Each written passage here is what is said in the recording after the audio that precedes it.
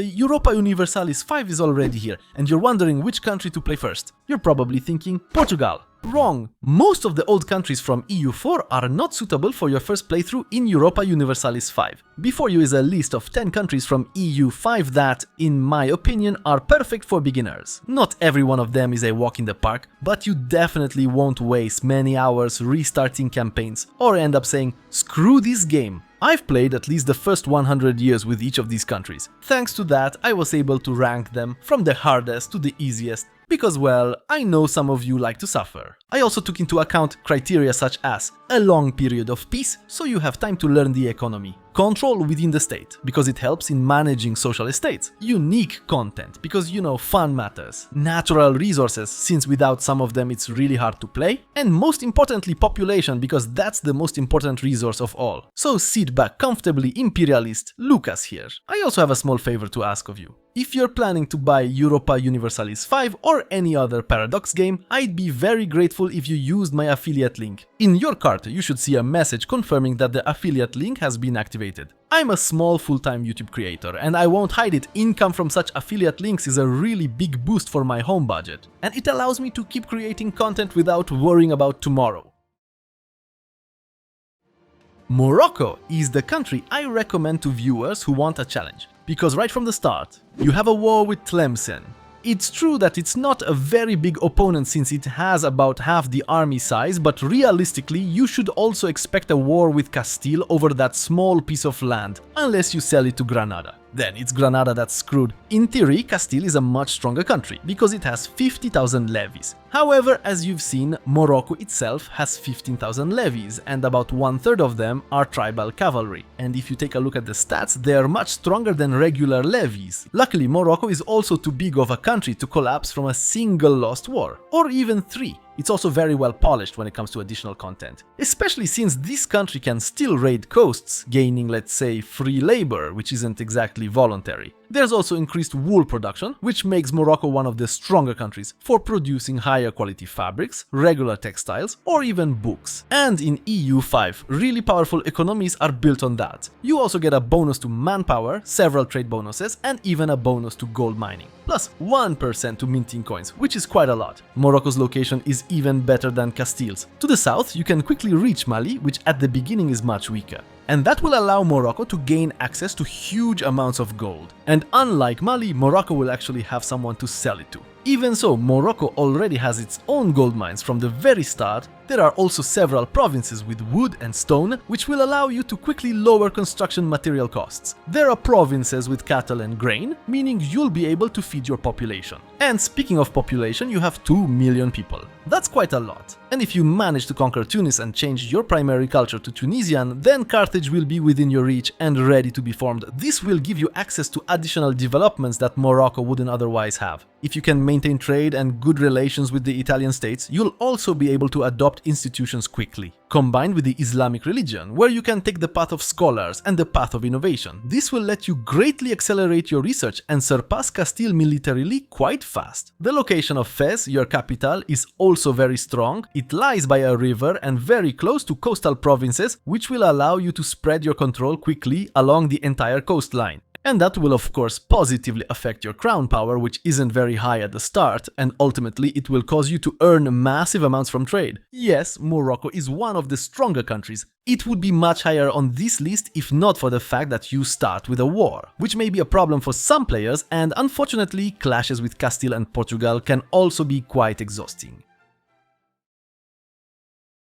Vijayanagar is definitely the country with the hardest name to pronounce correctly out of this entire list. Right from the start, it has very strong developments, especially the one that reduces proximity costs, that is distance from the capital, by 10%. Every one of these stats is extremely powerful. For countries in India, 10% more levies means huge numbers. And the bonus to cavalry, well, that goes without saying. I haven't made a military guide yet, but I can already tell you that cavalry in this game really delivers and is very strong right now. 2.5 million population, yes, that's more than Morocco. Access to the sea, which opens trade opportunities. You can even reach Egypt if you manage to expand quickly enough, and that's super important, because the sooner you start selling pepper to countries in that region, the sooner they'll sell it onward to Europe, and you'll basically have money printing itself. Hinduism is also one of the strongest religions in the game. Since you can very quickly boost research progress, it's probably also one of the few religions that can accelerate population growth. Vijayanagar is located right in the middle of a massive river on flat terrain, which means control is enormous. True, the coastline has some hills, but once you build roads, that problem disappears quickly. Vijayanagar also has access to gold, one of the few countries in this region that does, and probably the only one with access to amber. The problem is that there's no easy access to wood, you basically have to import it. It's the same with stone, which can negatively affect building costs, although I don't recall ever having problems with that. In fact, I was swimming in gold. So why, despite all these positives, is Vijayanagar ranked so low? Because it requires fast expansion southward and the creation of a proper empire within roughly 100 years. Otherwise, someone else will do it first. Also, your ruler starts with a really nice modifier, negative 15% aggressive expansion. You need to make use of it while he's still alive.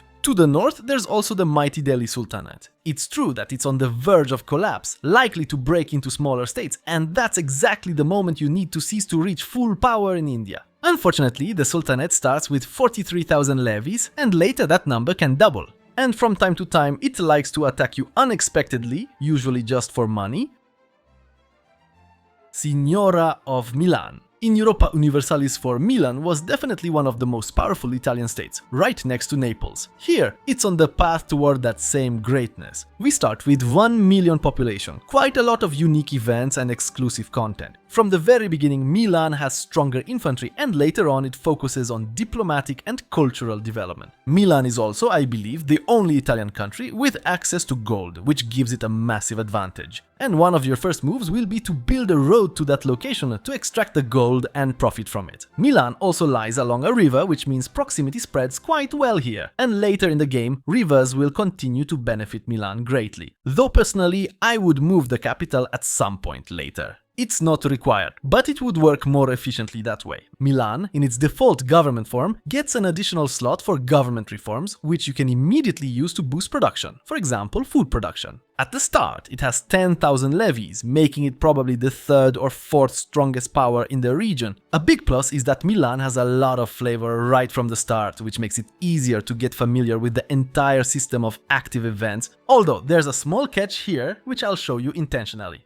And I'll also note that two situations will unfold, which don't directly concern Milan, but if handled properly, Milan can benefit greatly from them. If needed, you can always stay neutral and do nothing. The conflict between the Pope and the Emperor is rather long-lasting, and you can join it later once Milan gets back on its feet. The only country to watch out for nearby is Verona. In principle, a coalition should form against it, which should lead to Verona's downfall. But then there's a chance that a powerful Venice might rise in its place, so you'll need to be cautious. This particular event is a bit of a trap for Milan because it grants a temporary privilege that's disadvantageous for you, but only temporarily. You will also face a coalition war against Verona. In 9 out of 10 cases, the coalition should win without your participation, especially since your combined forces are superior. However, the biggest challenge for Milan is that about 2/3 of its territory consists of unintegrated provinces. You only really rule over what's currently shown in green, so your council actions will be fully occupied for the first 30 years. It's actually that short because Milan's core culture dominates this area. Optionally, before the coalition war, you can release 1 or 2 vassals. Apart from gold, and I absolutely have to mention this because it's a very unique feature, Milan also has many provinces that produce food, and it's worth keeping them. That's because most Italian states struggle with food shortages. But once you deal with all the early issues Milan faces, expansion becomes wide open. You'll have a major advantage as Milan over most Italian republics. Beylik of the Ottomans, or in our terms, a duchy.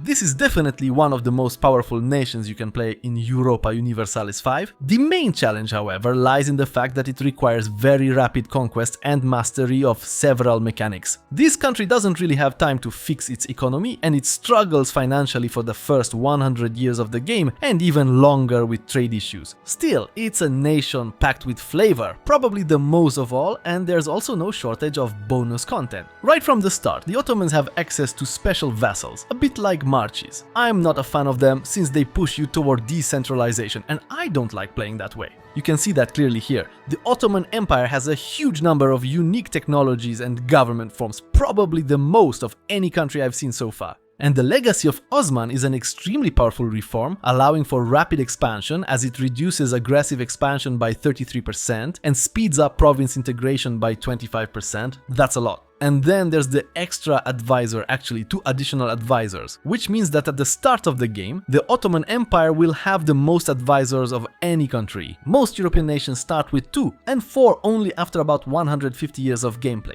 Anatolia also has many excellent resources, such as silk, which is quite expensive on its own and enables the most efficient production of high-quality clothing. There are also plenty of provinces with wood and stone, so cheap construction materials will soon be within your reach. Oh, and spices! Once you capture them, they'll flow straight to Europe. Europe will want them, like it wanted Russian gas a few years ago. The expansion of the Ottoman Empire itself isn't particularly hard, since most enemies are much weaker. That horde collapses very quickly, so conquering all of Anatolia within the first 60 years of gameplay is completely achievable. Still, there's one enormous threat nearby, which in the version I played was very aggressive toward the Ottomans: Egypt. At the start, it's the most powerful country in the world, with the largest number of levies, and it can attack the Ottoman Empire out of nowhere. Managing all the social estates of the Ottomans can also be quite challenging, since there are so many of them. This is also a country that heavily leans toward decentralization, so your trade income will remain low for a very long time. It's usually best to maintain good relations with the peasants and burghers so that they develop your country with their own money. But personally, I'm not a fan of that kind of playstyle. Still, it does guarantee a unique campaign centered on decentralization. Apart from all this, the Ottoman Empire also faces another major issue, actually 2 serious cultural problems. A large portion of the population here is of Greek culture, which is hostile toward you. That means you'll likely not tolerate it and will instead strive for assimilation. It's quite similar with religion. Although, here I have a solution for you, one that I hope won't get banned. Converting to Orthodoxy almost right from the start. It doesn't block any further reforms. The Orthodox faith is a very strong religion. First of all, it increases literacy levels in your country, and from time to time, you'll be able to boost your council's efficiency by 25% across all actions. If I'm understanding this correctly, combined with Osman's bonuses, this means you'll be integrating provinces about 50% faster. By the Second Era, most nations will discover a building that gives plus 10 manpower, but as the Ottomans, you'll have an equivalent that gives plus 25.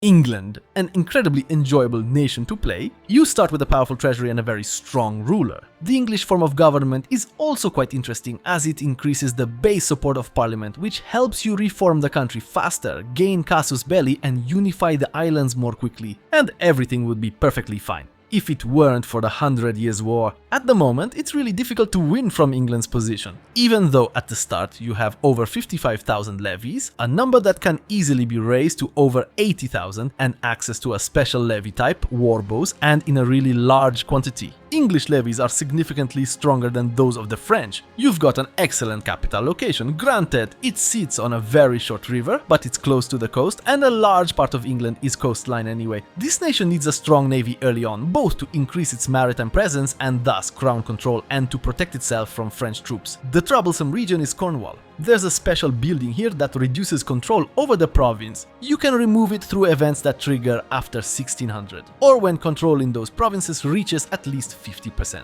Be careful though, there are other events that add more levels of that same building. On the British Isles, there are 3 silver sources, you already own 2, which helps your coin minting. Unfortunately, there's no gold, and you'll struggle with that for the first 50 years. England, however, has huge reserves of wool, and you can base your early economy on it, quickly monopolizing the production of high-quality fabrics, regular textiles, and even books or paper. You can also form Great Britain, but honestly, it's kind of meh since all those technologies are already unlocked as England anyway. Also, there's no Angevin kingdom available here. As England, you should seek allies for the war against France. In my test playthrough, Castile and Bohemia worked extremely well. Even though England starts heavily decentralized, you'll want to reform it through parliament quickly and move towards centralization. These will increase your control over almost the entire island to about 70 to 80%. It's one of those countries where it's very easy to achieve this. You just go for centralization. That in turn will benefit your trade, allowing you to control the flow of goods from this region and even extend your reach into the Mediterranean Sea.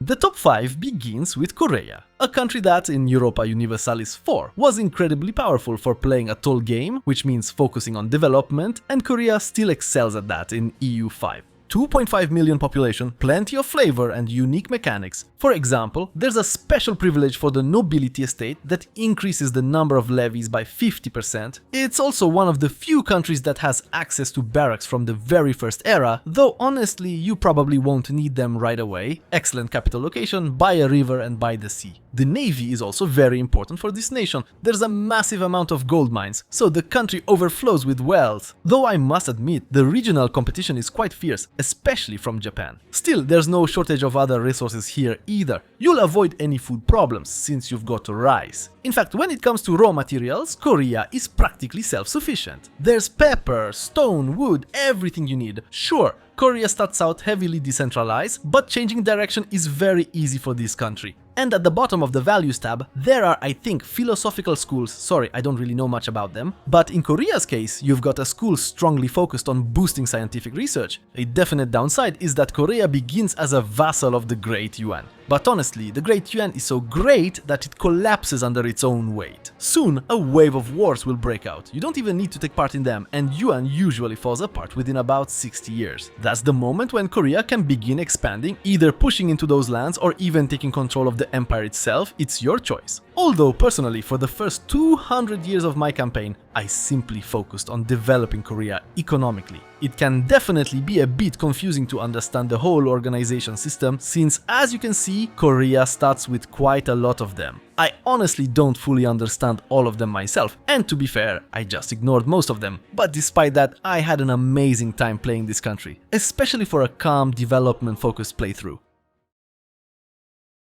Bohemia, one of the stronger European countries and one that can very quickly take control of the entire Holy Roman Empire, although I'd recommend ignoring that whole mechanic during your first playthrough. It has a special government form, the Bohemian Commonwealth, along with several interesting developments in the upcoming eras. The Bohemian topography itself is excellent, a lot of flat land, which greatly improves control, already quite high at the start. In the version I played, Bohemia starts at war with Lithuania, but first of all, it's not a hard war. You can even win it on automation. Secondly, in the release version, that war won't exist at the start. There will only be an event for Bohemian intervention, and you'll be able to choose how to act. Bohemia also has plenty of great resources, gold mines, silver mines, and lots of them. So this is not a country that has to worry about money. A crown power above 21% at the start is a really high number, but the downside is significant decentralization progress, and it's the kind you can't get rid of quickly. Not because you can't, but because you shouldn't. That's because Bohemia has a huge number of vassal states, and the first 50 to 100 years of your campaign will be spent integrating them. Especially since Silesian provinces are already very wealthy. In fact, up until the Hussite Wars, which appear around the early 1400s, you will usually play Bohemia, much like Korea, developing the economy, building trade, reforming the country, which quickly becomes richer and more populous. But then Hussitism appears and things get interesting. If you decide to embrace Hussitism, I promise you will face a coalition led by the Pope and most of the German states. That's why it's extremely important to maintain good relations with Hungary and Poland, as they can help you in that war. Naples is definitely the most powerful Italian state. With 2.5 million population, a satisfying amount of flavor and content, and its perfect central location, plus the ability to field 25,000 levy troops, it guarantees security or expansion in any direction you choose. The only real problem is the Pope, who will react very negatively to any conquest toward other Italian lands. You'll need to maintain good relations with him to avoid having your wars end with an excommunication. Although, to be fair, the papal state itself can expand quite aggressively. Naples' capital has an excellent seaside location, and it's very close to the center of Italy, which means that as your navy grows, your overall control will naturally increase throughout the country. It's true that as Naples you have access to only a small number of valuable goods, basically just silk, but a gold mine lies very close by, and it's a Byzantine gold mine, easy to conquer. Besides that, Naples can easily become a powerful trade center, and with the help of that specific building you can establish trade offices across the entire Mediterranean basin. You'll just need to maintain good relations with the host nations. You'll also earn a lot from trade, since you start with 25% crown land. However, keeping it at that level might be difficult as you already have high decentralization progress, mostly due to noble privileges, so you won't get rid of that anytime soon. You can also form two nations, the two Sicilies or Italy, which will grant you access to unique technological developments that you wouldn't have otherwise. This is definitely one of the best countries for uniting Italy, or even later on for recreating the Roman Empire, although that option only becomes available once you conquer Rome. Therefore, changing religion is advisable, and fortunately, you have many Orthodox provinces nearby. In that same region, you also have two vassals who will help you in your Balkan invasions. You also have your own organization of few personal unions, though you'll likely lose them since you start without any level of integration. And you'd need at least the first level and the introduction of the seniority law, which would take you at least 5 years, or more precisely, about 10.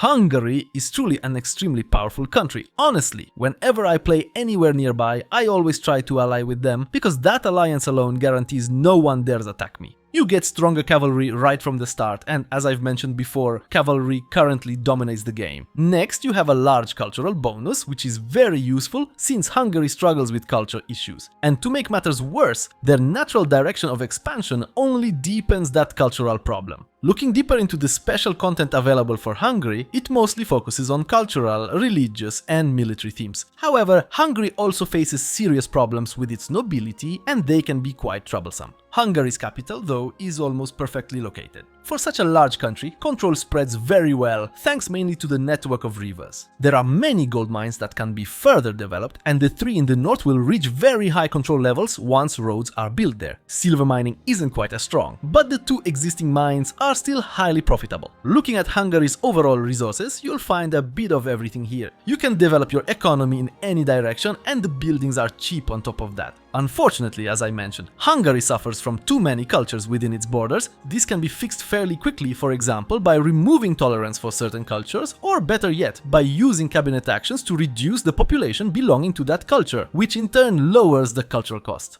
Alternatively, you could release a vassal, but I wouldn't really recommend it. Through certain events, Hungary can also quickly gain a union over Poland and possibly even over Bohemia, though I might be mistaken on that. The country is also quite well urbanized, especially around the capital, and it's best to keep expanding along the riverbanks. Just remember not to remove too many resource-producing provinces, especially those that provide food. Honestly, when I look at how powerful Hungary is in this era, I can't help but wonder what went wrong later. You can let me know in the comments.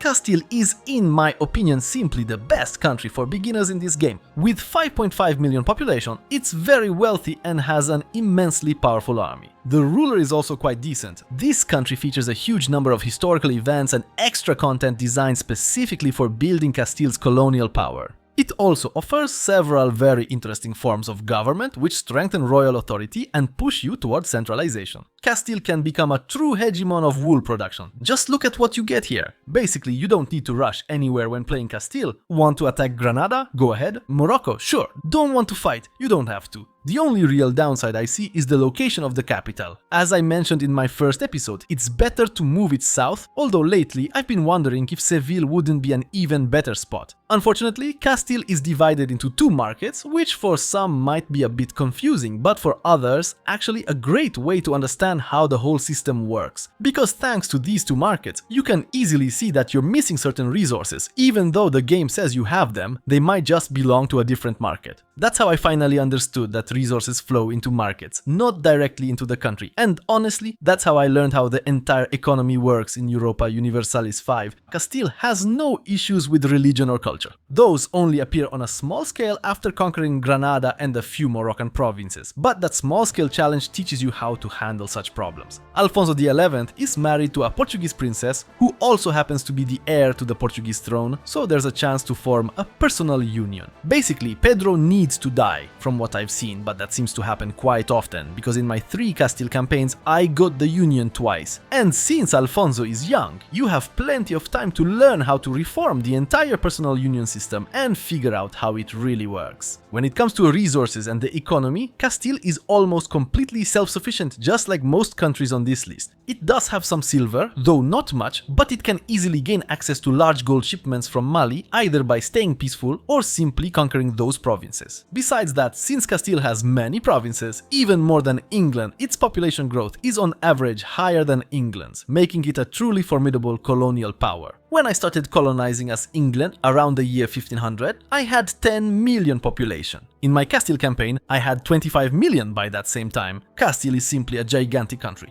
You could lose 20 wars and still not fall.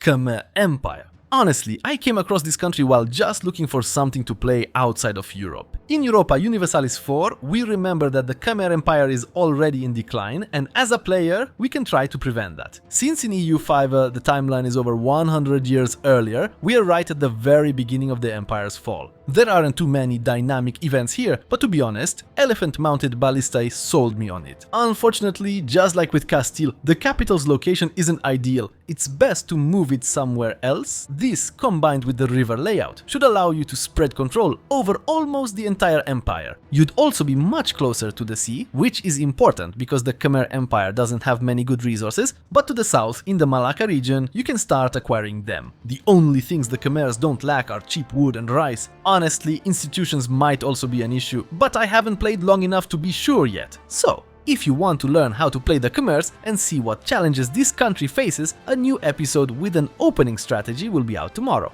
And if you want episodes for any of the other countries from this list, be sure to let me know in the comments.